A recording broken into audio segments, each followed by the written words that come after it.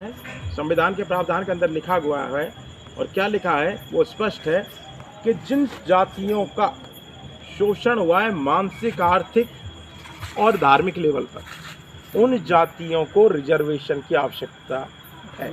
और इसलिए बाबा साहब ने रिजर्वेशन दिया।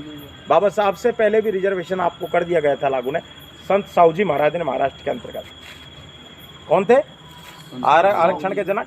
संत साहूजी महाराज महाराष्ट्र के अंतर्गत सबसे पहले रिजर्वेशन किया, और उसी को देखकर बाबा साहब ने भारत के संविधान के अंतर्गत जो जनक हैं संविधान के, उन्होंने रिजर्वेशन का प्रावधान रखा। और रिजर्वेशन अच्छी चीज़ है, बेकार चीज़ है? अच्छी चीज़ है ना। कुछ भाई इसको गलत भी बताते हैं, हमारे ही समाज के हैं। मैं एक बात कहता हूँ कि 5000 वर्ष क्या कराया गया था आपसे? क्या कराया गया था? शोषण हुआ था ना? शोषण नहीं हुआ था भाई का? SC ST OBC सबका ही हुआ था, किसी का नहीं था एक अकेले का, सबका हुआ था शोषण। और उन शोषण को रोकने के लिए आपको रिजर्वेशन दिया गया। और रिजर्वेशन किस लेवल पे दिया गया? ताकि आप जो शिक्षा की जो सीट है हमारी, उनके अंतर्गत शिक्षा अर्जित कर सको।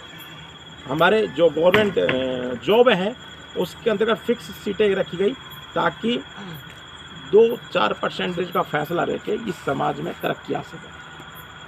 भाई एक बच्चा काजू बादाम खाकर अच्छी एजुकेशन हब के अंतर्गत जाकर एजुकेशन करता है, और एजुकेशन हब के अंदर का अच्छी के अंदर करेगा तो ऑब्वियसली बात है वो तो सेलेक्ट होगा, ये इसके अंदर होगा नहीं होगा। लेकिन एक किसान का बच्चा, एक गरीब का बच्चा, SC ST OBC और माइनॉरिटी का, उसके पास इतना पैसा नहीं है कि वो एक अच्छी कोचिंग जाकर पढ़ सके। वो बेचारा नीम के नीचे, बमुड़ के नीचे भैंस को चराते हुए अपने अध्ययन करता है नहीं करता है? हकीकत है ना ये चीज़ें। घर से तैयारी करता है, कोचिंग की फीस भी नहीं होती उसके पास, खाने की बहुत दूर की बात है, अच्छी चीज़ है, लेकिन कोचिंग की फीस नहीं होती, घर अपनी तरफ तैयारी करता है। और उन घोड़ों की रेस में हमारे एक इंसान दौड़ता है, कल्पना नहीं कर सकता कि वो कैसे दौड़ता होगा उस जगह, लेकिन दौड़ता है और सेम परसेंटेज भी ला के आता है। हो सकता है हमारा परसेंट उनसे ज़्यादा लेके आए, बुद्धि में कम नहीं है हमारा SC ST OBC वाला भाई, बुद्धि में सबसे ज़्यादा तेज है, लेकिन डाउन कहाँ है? आर्थिक लेवल, आर्थिक स्थिति नहीं है उनकी। मैं कुछ भाइयों की नहीं कहता कि उनके पास ज़मीन अच्छी है, लेकिन 99% तो आर्थिक लेवल पर डाउन है भाई। 1% ही तो डेवलप है आर्थिक लेवल पे, 99% तो डाउन है क्या नहीं है?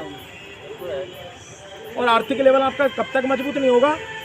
जब तक कि हमारे घर से कोई भी भाई या बच्चा सरकारी नौकरी के अंदर पोस्टेड नहीं होता, तभी तो आर्थिक स्थिति सुधरेगी। वापस नहीं सुधरेगी ना तभी।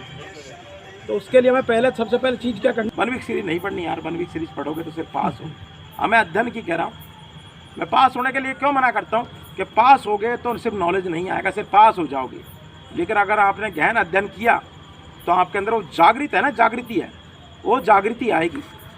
और 3 कैटेगरी में बांटा है हमने। एक तो होता है लिखा और पढ़ा। क्या होता है बाबूजी? लिखा और पढ़ा। जैसा लिखा वैसे पढ़ लिया। जैसे कैसे लिखा? रामायण के अंदर लिखा हुआ है कि बालाजी महाराज